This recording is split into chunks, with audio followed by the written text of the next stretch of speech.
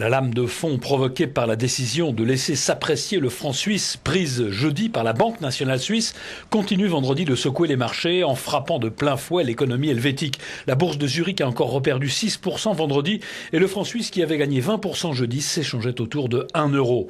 Une des premières conséquences de la hausse du franc suisse, c'est l'augmentation du pouvoir d'achat de la monnaie helvétique.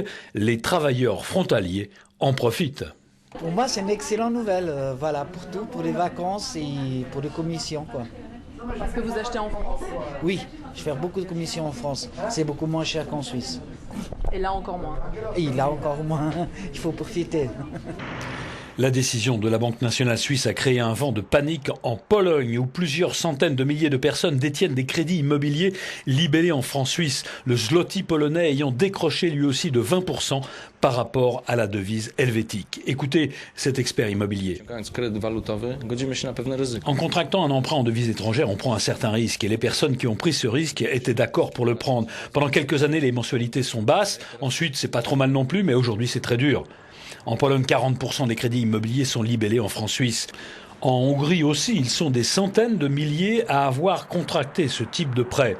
Mais à la différence de la Pologne, les citoyens endettés sont désormais protégés par les autorités hongroises contre le type d'envolée qu'a connu jeudi la monnaie suisse. En France, le problème touche un certain nombre de collectivités territoriales qui renégocient actuellement avec les banques les termes des contrats de prêt signés il y a quelques années, indexés sur la parité entre l'euro et le franc suisse.